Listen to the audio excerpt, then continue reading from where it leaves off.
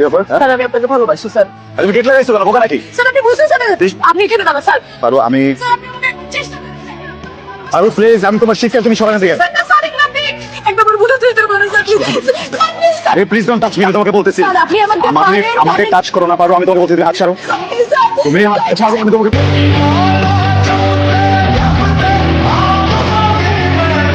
দুইজনের মোবাইলটা কি হ্যাঁ? কি লক্ষ্য করবে? বুঝে কথা বলবা। এই তাহলে কি বুঝে শুনে কথা? এই ছেলে, তুমি কার সাথে তুই করো?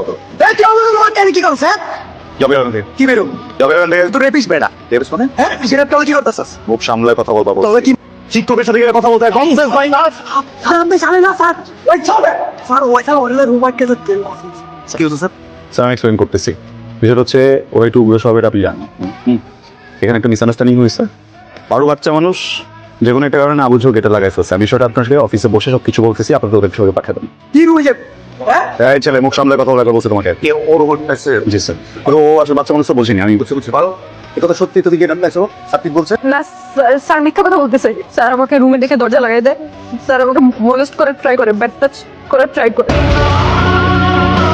কি হয়েছে? ডাকি কেন? বাবা আমি তোমাকে অনেক ভালোবাসি, তুমি তা জানো তো। হ্যাঁ ভালোবাসিস, আমিও তোকে অনেক ভালোবাসি। বাবা ছোটবেলা থেকে তোমার কাছে আমি যা চেয়েছি তুমি আমাকে তাই দিচ্ছ। ছোটবেলা থেকে কখনো কি আমি কোনো বড় ভুল করছি বাবা?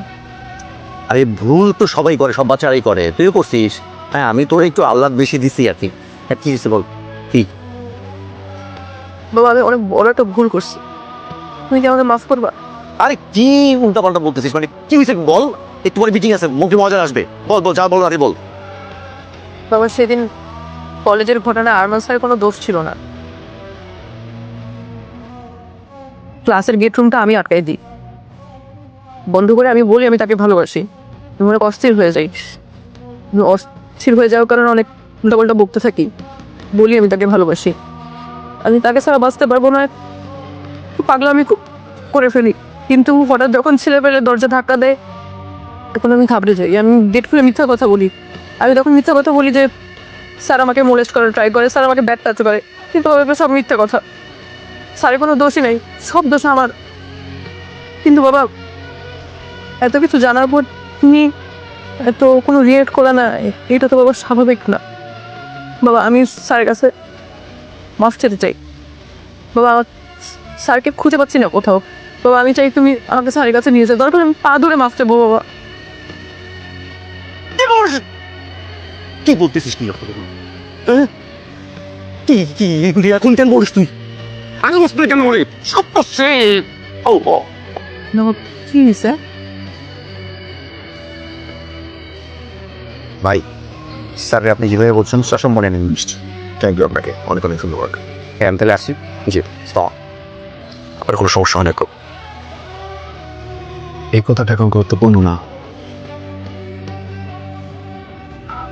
আর যেটা করছে এটা আসলে বয়স কম না বুঝে ভুল করে ফেলছে। আসলে এই বয়সে ভালো লাগাগুলো অন্যরকম, এই বয়সে অনুভূতিগুলো অন্যরকম। ও হঠাৎ করে হয়তো বা রিয়েলিটি নিতে পারেনি। ও ওই ক্লাসরুমের ভিতরে বখাটে ছেলেগুলোকে দেখে একটু ঘাবড়ে যে হয়তো বা মিথ্যা কথাটা বলছে। আমি তো ওর শিক্ষক, আমি মনে করি আপনার ওর প্রতি যেমন একটা দায়িত্ব আছে, আমার ওর প্রতি দায়িত্বের জায়গাটা কম না। আমি ওর অনুভূতিটা বুঝতেছি, কারণ আমি তো ওকে পড়িয়েছি বেশ কিছুদিন। আপনি না ওকে এখন শাসন করতে যাবেন না, ও ইচ্ছা করে এটা করেনি।